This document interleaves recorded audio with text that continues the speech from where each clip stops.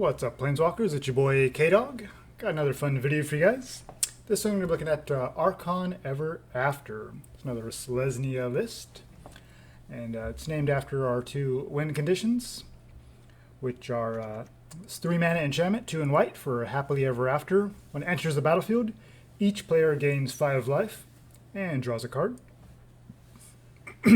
At the beginning of your upkeep, if there are 5 colors among permanents you control, there are 6 or more card types among permanents you control and or cards in your graveyard, and your life total is greater than or equal to your starting life total, you win the game.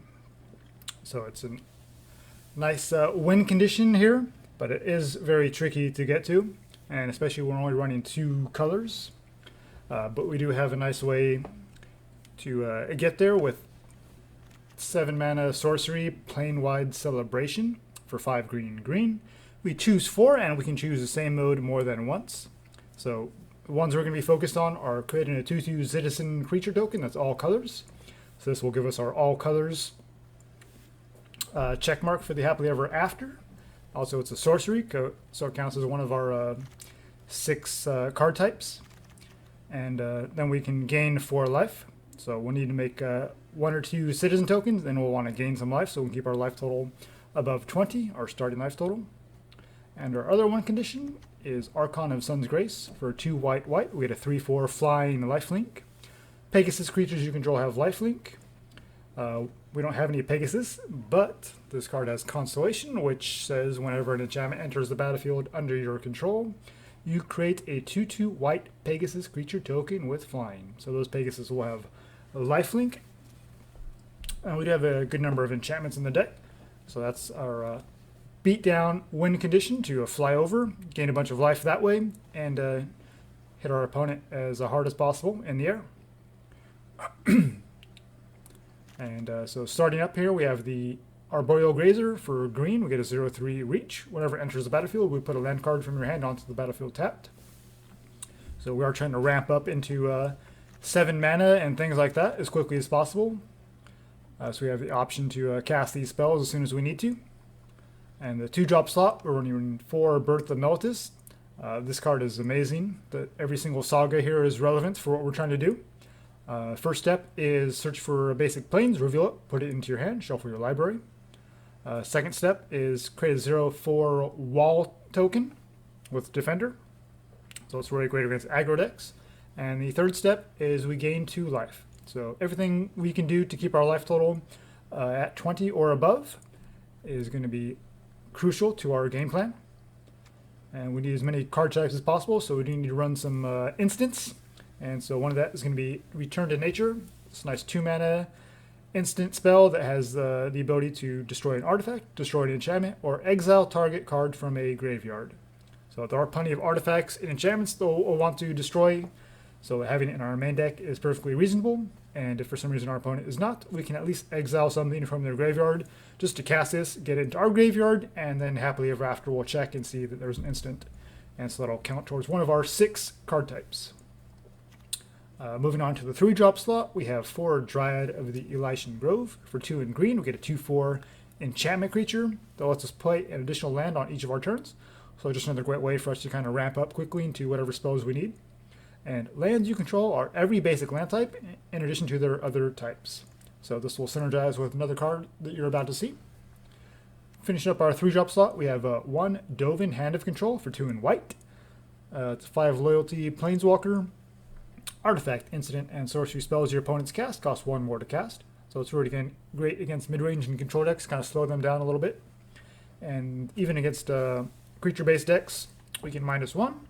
And until your next turn, prevent all damage that would be dealt to and dealt by target permanent and opponent controls. Okay, we saw the Archon of Sun's Grace. And for some utility removal, we're going to run 4 Conclave Tribunals. Just really great utility removal spell. We can convoke it, so Arboreal Grazer, the wall token of Birth of Meletis, maybe even like the Dryad, can all be used to help us cast this. For additional removal, we have 2 Elspeth Conquers Death, 3 white. When it enters, we exile target permanent and opponent controls with converted mana cost 3 or greater. So there's several decks that this will be quite effective against. Maybe against some of the more really low to the ground aggressive decks, not so much, so we can side this out in those matchups. But even against like mono red, you know, Torbrand, Embercleave, Annex, those all have 3 CMC or greater. So definitely has plenty of relevant targets in standard right now. Second phase is non-creature spells your opponent's cast cost 2 more to cast until your next turn. So really great against mid-range and control matchups. And the third phase is return a creature or a planeswalker card from your graveyard to the battlefield and put a +1 counter or loyalty counter on it. So we get our Archon of Sun's Grace back with us if our opponent has wiped the board or something. And another great creature, and it's also an artifact, is Golos, Tireless Pilgrim. Just as a 2-of since it is legendary. 5 mana, 3/5. When enters, search for a land of any type, put it onto the battlefield tapped, and shuffle our library. So just another way to kind of ramp up. It's an artifact, so it helps us get to 6 different card types. And then the activated ability with Dryad of the Ilysian Grove makes all of our lands all colors, so we can use the you can use that ability to activate Golos' ability, which 2 white, blue, black, red, green exile the top 3 cards of your library, and we can play them this turn without paying their mana costs. So just an outstanding card advantage engine. We saw the 3 Planewide Celebrations. It's a sorcery for one of our card types. And finally, Heliod's Intervention, X white white. Instant, choose 1, destroy X target artifacts and or enchantments. So just more artifact and enchantment hate. Or target player gains twice X life. So since our life total is super important, it's another way for us to kind of help keep our life total nice and high. So we are running 26 lands since we are a pretty mana intensive deck. So we're looking at 7 plains, 7 forests, and then a bunch of tap lands and 4 blossoming sands, 4 temple garden, and 4 temple of plenty. Okay, going over our sideboard real quick. Against the super aggressive decks, we have a Healer of the Glade. It's a 1 green for a 1/2, but when enters, we get to gain 3 life. So a nice creature that can kind of block against like mono red, things like that. Keep our life total nice and high.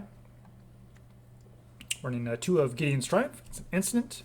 Target opponent sacrifices a creature that attacked or blocked this turn. If you control a Gideon Planeswalker, that player sacrifices 2 of those creatures instead, which we do have Gideon in our sideboard as well. So it's another instant we can bring in, and really great because it's a sacrifice effect, so it gets around hexproof, so things like Paradise Druid that's enchanted, or a Dream Trawler, things like that. Those are super important to have some way to deal with them. And another removal spell is Kenrith's Transformation for 1 in green. We can enchant a creature, and that creature becomes a 3/3 elk token, or excuse me, 3/3 elk, and loses all of its abilities. And when it enters, we get to draw a card, so that's pretty sweet. So it replaces itself and gets rid of our opponent's biggest threat, and just turns it into a 3/3 with no abilities. For some utility removal, we got 2 more Banishing Lights, 2 of Gideon Blackblade, nice 3 mana, 4 loyalty Planeswalker, just such an all-star against removal, control heavy decks. On our turn, it's a 4/4 white human soldier creature token with indestructible, and prevent all damage that would be dealt to it on your turn. We can +1 to give one of our other creatures Vigilance, Lifelink, or indestructible. And if we stick around, if it sticks around a little bit, we can -6 to exile target non-land permanent. And then against very creature-heavy decks, we're running a couple of Shatter the Sky for 2 white-white. We can destroy all creatures. It does have the downside of if a player controls a creature power 4 or greater, they get to draw a card. But that's just the price you pay for having such an efficient sweeper. And we're going to try 1 more Elspeth Conqueror's Death, since it is another enchantment to trigger our Archon of Sun's Grace. And yeah, that's the deck. And let's get into it. Some best of 3. Alright, Archon Ever After in Arena Standard best of 3. I hope you guys are having a wonderful day wherever you're at. Definitely enjoyed the Artisan event this weekend, the Festival of the Gods. Fires of Perforos. And constellation arts are super sweet. Here we go, up against Loito Tiga. Alright, we get to go first. Alright, we have a Planewide Celebration, which is one of our key cards. And we have the 2 Conclave Tribunals as our removal. So yeah, we'll keep it, even though it's not great. Get these tap lands down. See what we can draw into. Alright, our opponent showing Ghoul, maybe?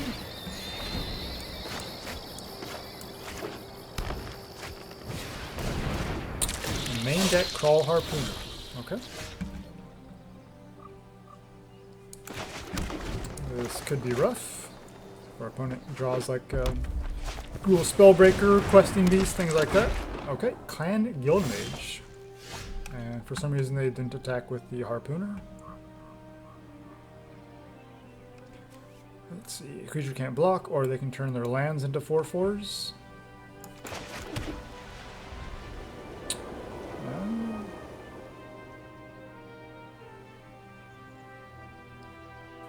Don't imagine they'll actually activate it, so let's just get rid of the Harpooner.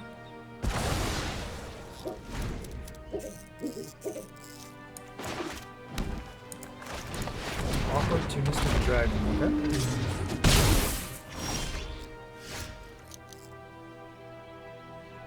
I think we'll want to get rid of that as well. And if nothing else, we can get Dovin down next turn. Okay, Temple Garden tapped. Alright, so we're up to 5 mana.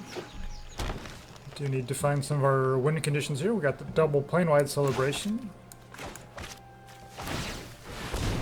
Okay, they're attacking with a 4/4 land. That's pretty good. Okay, now we have a nice blocker. They are in Gruul, so they could have some nice... I'm impressed anyone would be so... I'd be less frustrated hasty if threats. you had fewer flaws. But we can always take this Clan Guildmage out of commission, so to speak.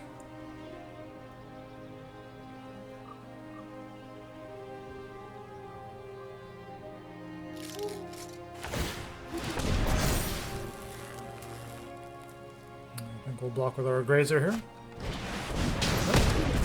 Rabid Bite.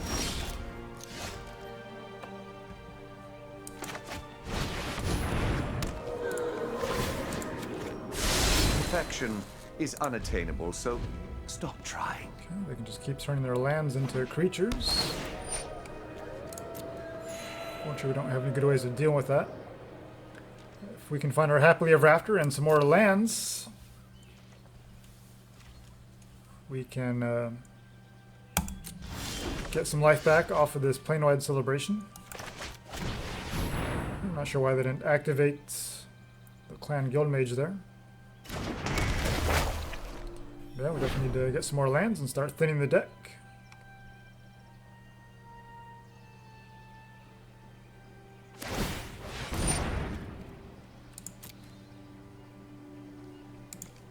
Okay, my creature can't block this turn. There are many who have turned weakness into a virtue. Keep their Clan Guildmage from being able to deal damage.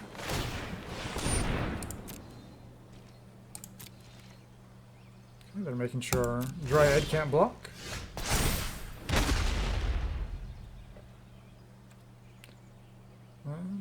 Yeah, let's save our Dovin.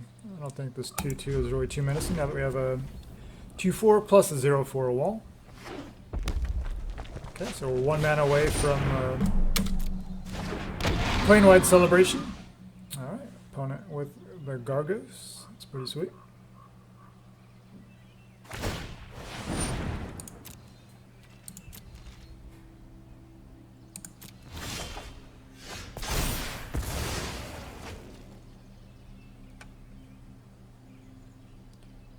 Alright, we could Dovin to prevent damage, but then I believe the targeting would allow them to fight.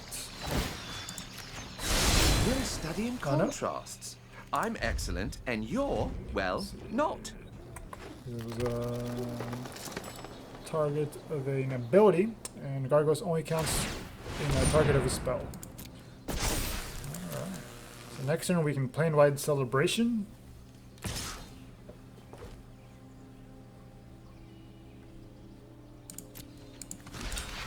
We'll have to block here. We need to keep our life total decent. Is there anything we want back from our graveyard? I don't think so.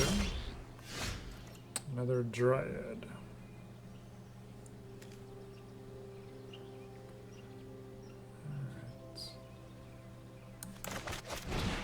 think we just want a couple of creature tokens and some life.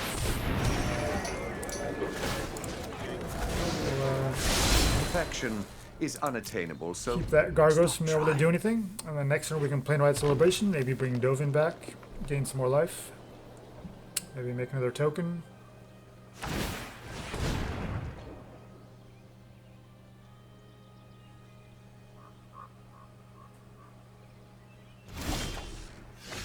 And there's our win condition.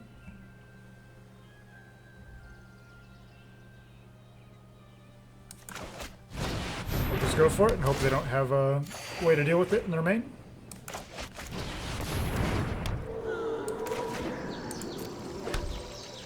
And we just need to keep these 2/2s alive.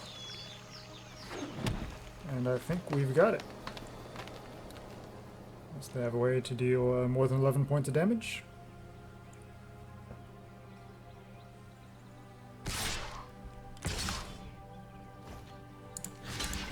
Block. Block. Okay, no combat effects. Alright. What are we missing here for Happily Ever After? We're missing a card type. Because we have instants in our hand.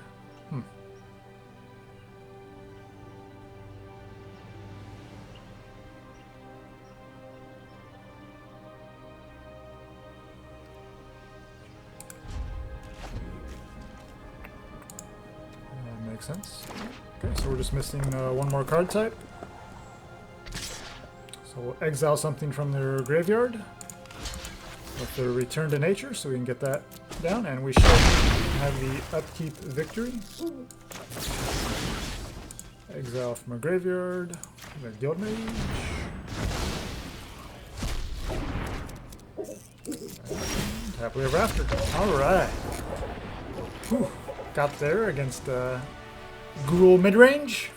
Pretty sweet. Alright, let's see if we can do that one more game. Okay, so what do we see from them? Clan Guild Mage, Crawl Harpooner, Gargos. So probably gonna want these Shatter the Skies. Dovin was okay. Maybe just Elspeth Conquers Death to deal with their bigger creatures.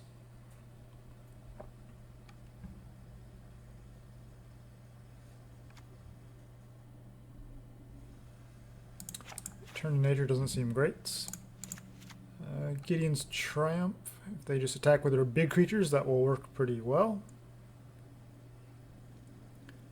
Kenrith's Transformation is awfully tempting, but Shatter the Sky might just be good enough. The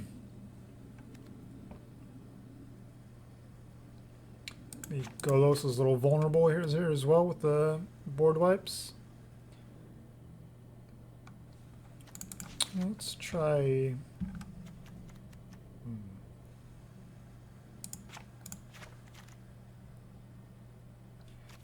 We'll just try it like that.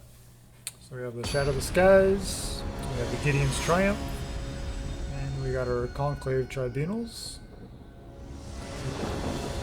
Keep our opponent from pressuring us too much. And hopefully that's good enough. Just a matter of finding our combo pieces quickly. Alright, so we got our Happily Ever After. Okay, we'll do the lead off with the Scryland. I think we want that. It's awfully tempting to lead with Archon of Sun's Grace. Or maybe even just hold up Shatter the Sky. Zertog Goblin. Looking at a 3/3, sure. Tap land. There you go. So we're definitely leaning towards Shattering the Sky and then following up with our Archon of Sun's Grace.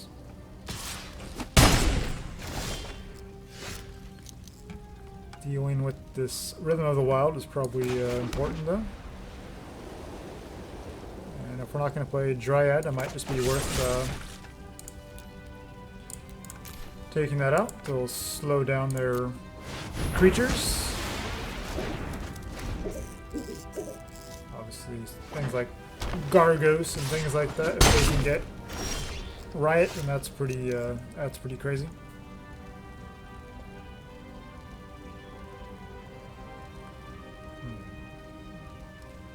Still not in a good spot to Shatter the Sky.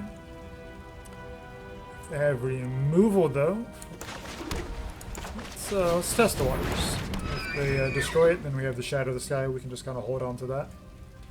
We have our Happily Ever After and Planewide Celebration. Alright, 3/5, Sunder Shaman.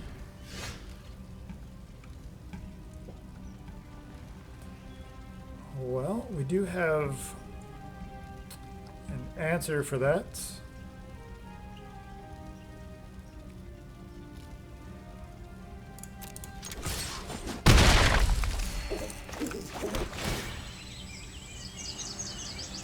We do need to get to 7. If we play our Dryad, they can destroy it. If we play Happily Ever After, they can destroy it. We'll just pass. So next turn we can Elspeth on the Sunder Shaman, or if they go crazy, we can just Shatter the Sky. They have removal, so I think we're just looking at Shatter the Sky.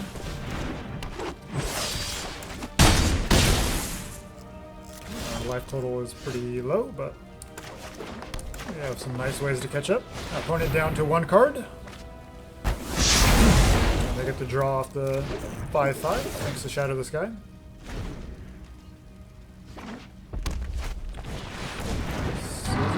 Shaman. Okay, we'll definitely want to exile that. No card draw for you, no 5-powered beater.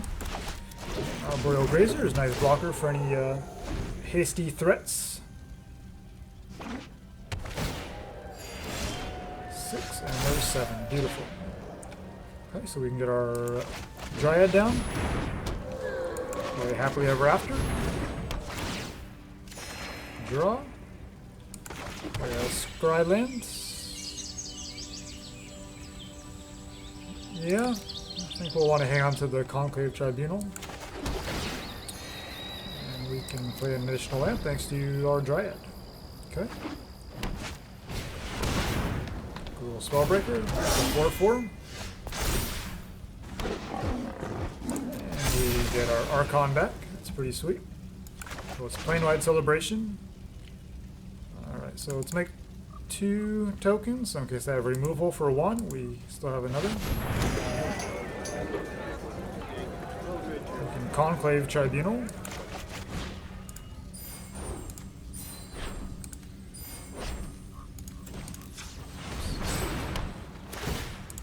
Spellbreaker, make an enchantment.